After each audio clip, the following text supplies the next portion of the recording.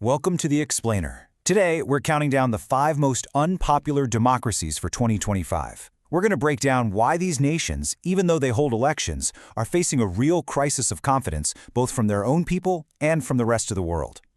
Now, just so you know, this explainer gives you the highlights from a really deep dive conversation on the Sip&Talk podcast. And we're able to bring all these key insights to you thanks to our awesome sponsor, Micky. Okay, before we jump in, it's super important to get this straight. This isn't just some list of countries people don't like. You should think of it more like a democratic health check. It's all based on hard data about how citizens are feeling and how strong their democratic systems really are. So you're probably wondering, how was this list even put together? Well, it combines 2 major things. 1, internal satisfaction, so what citizens think about their own democracy. And 2, international perception, which is based on data from huge global indexes like VDEM and the Democracy Perception Index. All right, let's dive in. Kicking off our list at number 5 is the United Kingdom. The big story here is all about deep internal splits and this constant struggle to figure out its identity after Brexit. A huge factor here is, you guessed it, the fallout from Brexit. I mean, the political chaos and the economic pain that came after totally reshaped how the UK's closest neighbors see them. Just look at this slide. An Ipsos poll shows that a whopping 58% of Europeans now describe the post-Brexit UK as selfish and chaotic. Ouch. This view is really fueled by all the constant political fighting and the sense of always looking back to the good old days, just like the quote says. It's left the UK kind of struggling to find its new place in the world, while dealing with all these internal problems that have really hurt its image. Okay, let's move on to our 4th country, Pakistan. Now, this one's inclusion on the list comes with a really important clarification about how its political system actually works. So while Pakistan does hold elections, a lot of experts wouldn't call it a true democracy. It's often described as a guardian democracy. What that means is you have civilian politicians who look like they're in charge, but the military is always the real power, pulling all the strings from behind the scenes. So here's the deal. Pakistan is on this list because it has this appearance of a democracy, and that's what shapes how the world sees it. But in reality, it's a country where real democracy is constantly being shut down by the military. The promise of democracy? It's just never really been delivered. Coming in at number 3 is a country that, for the longest time, has been praised as the world's largest democracy, India. But its spot on this list shows a really dramatic and honestly worrying shift in recent years. This slide right here just lays it all out. For decades, India was seen as this shining example of democracy.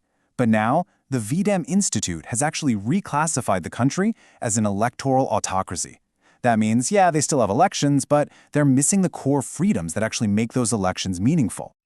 One of the biggest reasons for this democratic backsliding is the shrinking of basic freedoms. I mean, you don't have to look any further than its press freedom ranking, which has just plummeted to 161st in the world. That drop really shows a growing intolerance for anyone who criticizes the government. At the heart of all this change is the rise of religious nationalism, which really goes against India's founding ideas of being secular and pluralistic. It's created this atmosphere where minority rights are being threatened, and all those democratic norms are being hollowed out from the inside. Our runner-up at number 2 is Israel.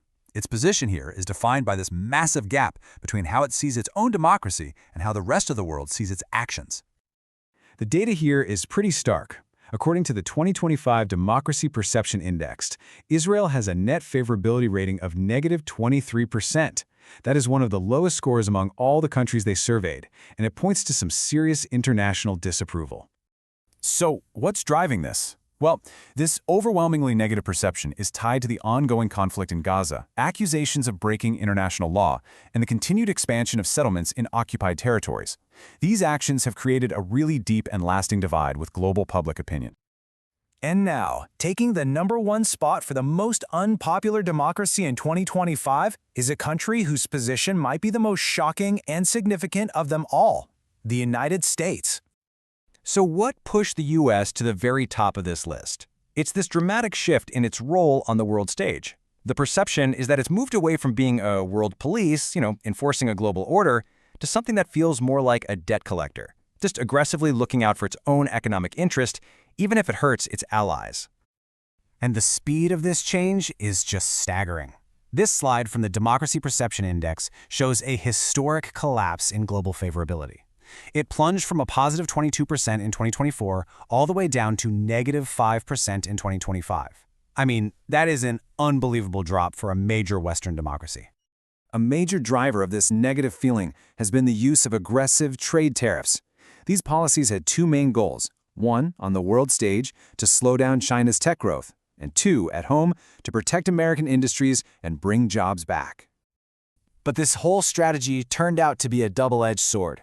Sure, it might have scored some political points with voters at home, but it also alienated key allies who felt like they were being targeted and betrayed. And economically, the cost of these tariffs, it was ultimately passed right on to American consumers through higher prices and inflation. So, the big takeaway from this entire list, from the UK to the US, is this. The greatest threats facing modern democracies today might not be some external enemy. They're internal. Just having elections isn't enough when your citizens are suffering from trust fatigue, this deep exhaustion with political division and dysfunction. And this slide really frames the central question that these rankings force us to think about. Is the main danger to our democracies an enemy outside the gates, or is it the polarization, the distrust, and the decay that's happening right inside our own walls? Look, this was just a quick snapshot of a much, much bigger conversation. For the full discussion, you should definitely subscribe to the Sip&Talk podcast. You can also find the link to our sponsor, Micky's channel, in the description below. Thanks for joining us for this explainer.